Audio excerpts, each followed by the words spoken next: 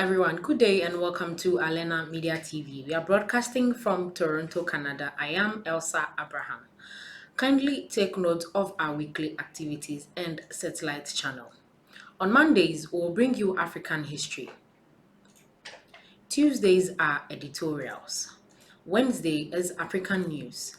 Thursday, entertainment. Friday is COVID-19. Saturday is entertainment. Sundays are your say. You can watch us live on our NowSat frequency channel. NowSat vertical 12728. Symbol rate 27500. FEC 5/6. We'll bring you more details after this short break. Kindly stay with us.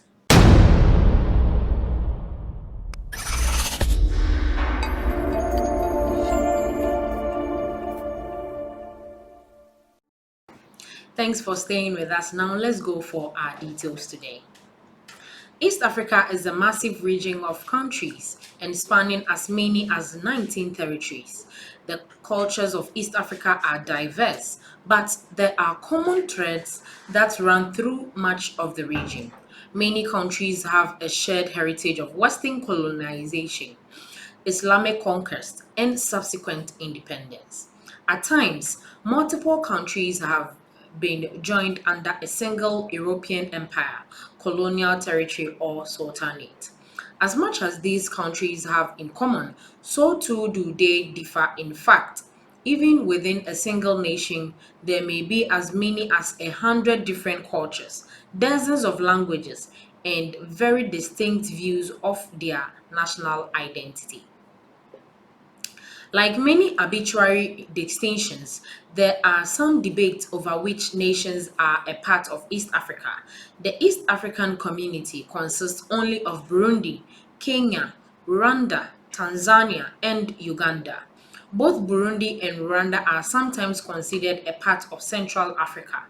The Horn of African nations also include Djibouti, Eritrea, Ethiopia, and Somalia, and are also generally considered part of East Africa are Madagascar, Malawi, Mauritius, Mauritius, Mayotte, Mozambique, Comoros, Reunion, Seychelles, Zambia, and Zimbabwe are also included in the East African designation. East Africa is generally considered to be the cradle of man, the region where modern humanities evolved.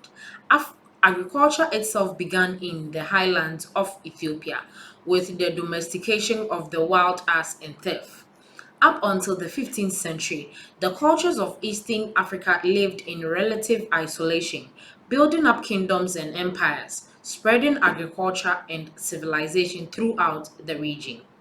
In the 15th century, the Portuguese began exploring the coast of East Africa, seeking to seize control of the spice trade from the Muslim presence in the Middle East.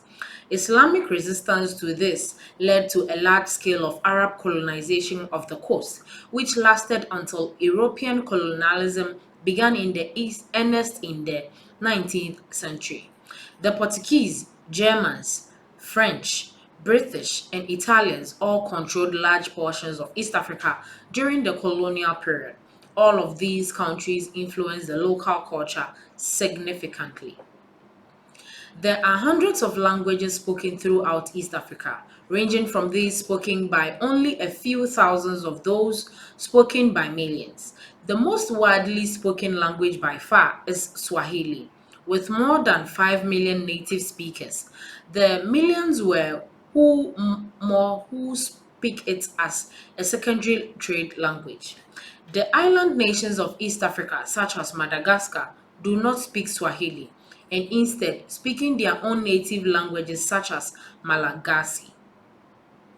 The legacy of Islamic rule along the coast of East Africa remains strong, and the majority of those on the coast and in Northeast Africa are practicing Muslims. The interior of East Africa is more influenced by South Africa, and they have a Christian majority. Native religions are still widely practiced throughout East Africa as well as especially in rural areas. East African cuisine makes heavy use of grains and tubers, which are often processed into a mash eaten with their bread and rice. Yams, millet, sorghum, beans, corn, and teff are all widely seen. These dishes are generally accompanied by a meat dish and significantly amounts of milk and butter. Pork is not widely seen in East Africa because of the Islamic influence. Most meat dishes consist of chicken, beef, and buffalo. Western clothing is most commonly seen in the cities of East Africa, but traditional garb is still worn in rural regions. Clothes are widely colored and consist of simple wraps covering either only the lower body or both the lower body and upper body. In Islamic regions, covering is more substantial and daily wear includes a head wrap. East African music consists of simpler instrumentation than Central Africa and West Africa, with a heavy reliance on percussions and basic horns, and less in the way of complex bowing. Since the 1980s, East Africa has produced a great deal of fusion music, incorporating elements from Western music to create mashups of traditional and modern. Many countries in Northeast Africa draw an Arabic influence in their music, as well as incorporating elements such as religious poetry into the songs. From the jerk seasons of West Indies to the aromatic spices of North Africa and the comforting soul foods of North America, African cooking embraces a splendid mixture of imported and traditional ingredients and spices. Most African foods are centered around starches or cereals and embellished with fruits, vegetables, meat, herbs, and spices. Native African crops like yam, sorghum, and millet are widely used in African cookery, as well as cultivated imports like wheat, rice, corn, and cassava. Starches for breads and a common African food called fufu are ugali are derived from these crops. Fufu, which is often referred to as porridge or dumplings in English, is a plain boiled starch with the consistency of bread dough. Pieces of the dough are dipped into thick sauces or soups made with meat and vegetables. Meats like game, bushmeat, poultry, pork, beef, and fish are all common in African cooking. In rural areas where meat is harder to come by, it is often only rarely or on special occasions. Meat from poultry and game can be quite tough, so it is most often prepared in slow cooked stews and soups. Nuts are another common protein source, particularly peanuts, which are found all over the continent and are grown all year round in the right climates. Ground peanuts are made into sauces and soups, and the oil is sometimes used for flavoring. Legumes like lentils, beans, and peas also form a significant portion of protein in African cuisine. In addition to soups and sauces, legumes are also served mashed or fried in cakes. Africa's climate welcomes a tremendous variety of fruits and vegetables, both wild and cultivated, and they comprise a large portion of the African diet because they grow all year. Typical fruits like mango, papaya, oranges, and figs appear in sweet and savory dishes.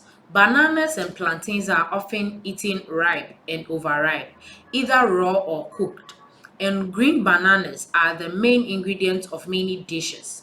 The flesh, milk, and oil of coconuts are quite prevalent in African food, where the oil is used for cooking and flavoring, and the flesh can be made into casseroles, fried dishes, desserts, and sauces.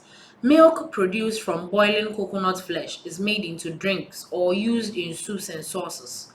Okra and fresh corn are popular African vegetables as well as tomatoes, cucumber, mustard greens, squash, pumpkins, carrots, cabbage, and spinach. African spices vary with the region, and many African foods are salty and heavily spiced. Hot peppers and chilies are also quite common in African food, although not native to Africa. Cumin, cinnamon, sesame seeds, curry, and coriander are widely used, as ginger and garlic are also widely used. Seasons are made from dried mushrooms and ground seeds like cotton and melon. This is where we end today's episode. Please like, share, comment. Let us know your thoughts on this particular episode. Thanks for watching.